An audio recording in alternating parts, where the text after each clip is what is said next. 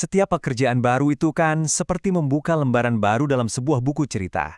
Sebuah babak yang penuh dengan harapan. Tapi, gimana kalau akhir dari cerita kebahagiaan kamu di tempat kerja sebenarnya sudah bisa ditebak sejak awal? Yuk, kita telusuri perjalanannya. Tahu nggak sih, ternyata jalan kebahagiaan kamu di tahun pertama kerja itu bukan takdir loh. Ada satu faktor yang penting banget yang jadi semacam pemandu sejak hari pertama kamu masuk. Penasaran kan? Yuk kita bedah bareng-bareng.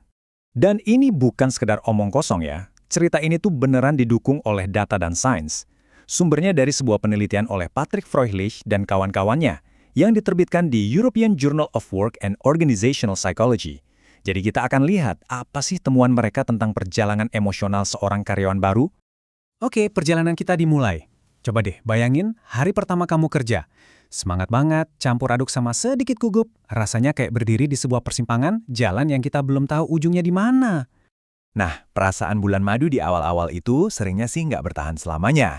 Penelitian juga bilang kalau tahun pertama itu masa-masa yang paling dinamis. Apa yang kita rasain di bulan pertama bisa jadi beda banget sama yang kita rasain di akhir tahun nanti. Nah, disinilah ceritanya jadi makin seru. Ternyata, nggak semua orang ngalamin naik turun yang sama. Datanya menunjukkan ada 3 jalur yang beda banget dalam perjalanan kebahagiaan mereka. Coba lihat angka-angka ini deh. Dari 340 karyawan baru yang diteliti, mayoritas yaitu 52% ada di jalur yang kebahagiaannya sedang tapi menurun.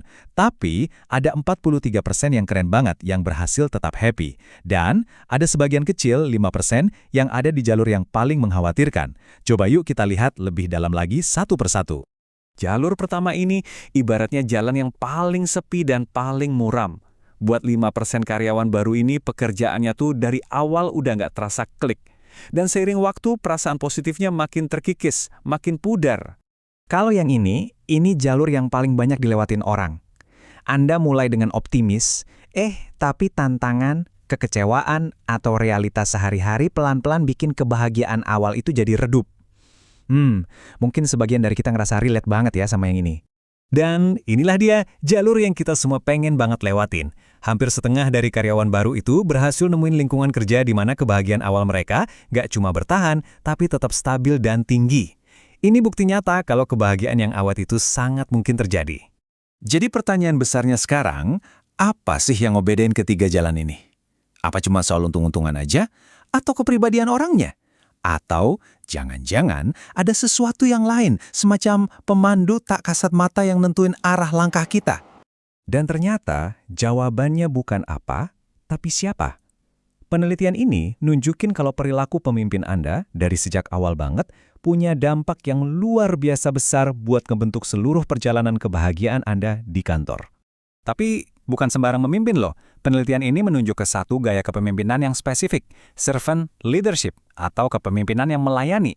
Gampangnya, bayangin aja pemimpin ini kayak tukang kebun. Tugas utamanya bukan cuma nyuruh-nyuruh, tapi justru nyiapin lahan, nyiram, dan ngasih pupuk supaya Anda bisa tumbuh subur.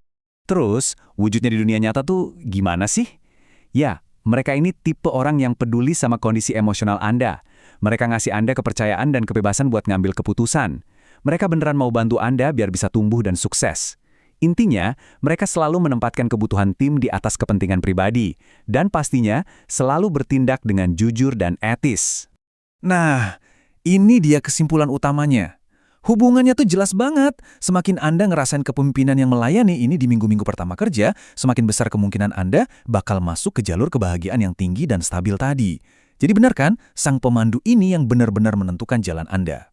Oke, terus ujung dari perjalanan ini apa? Karena ternyata kebahagiaan itu bukan cuma soal perasaan enak aja, tapi juga menghasilkan sesuatu yang nyata dan berharga. Dan sesuatu itu adalah kinerja inovatif. Ini bukan sekedar punya ide cemerlang pas lagi mandi ya, tapi ini soal kemampuan untuk secara aktif menciptakan ide, memperjuangkannya sampai akhirnya mewujudkan ide-ide baru itu di tempat kerja. Dan lihat deh grafis ini, kelihatan banget kan bedanya? Kelompok yang ada di jalur tinggi dan stabil itu jauh lebih inovatif dibanding 2 kelompok lainnya. Perbedaannya itu bukan cuma sedikit, tapi signifikan banget. Artinya apa? Ini poin yang penting banget. Kebahagiaan di tempat kerja itu bukan barang mewah. Justru itu adalah bahan bakar utama untuk inovasi. Ketika karyawan baru merasa aman, didukung, dan bahagia, mereka bisa ngelepasin semua potensi kreatif mereka. Ini jadi keuntungan buat semua pihak, baik buat si karyawan maupun buat perusahaannya. Nah, setelah kita menjelajahi 3 jalan ini dan tahu siapa pemandunya, sekarang waktunya kita berkaca. Apa sih arti semua ini buat perjalanan kita masing-masing? Kalau ada satu pesan yang bisa kita ambil dari cerita ini, mungkin inilah pesannya.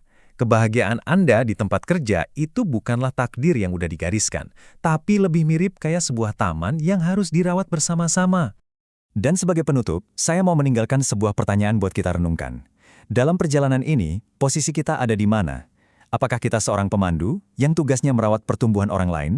Atau kita ini seorang bibit baru yang sedang mencari tanaman yang subur untuk tumbuh? Jawabannya mungkin akan menentukan babak selanjutnya dalam cerita kita.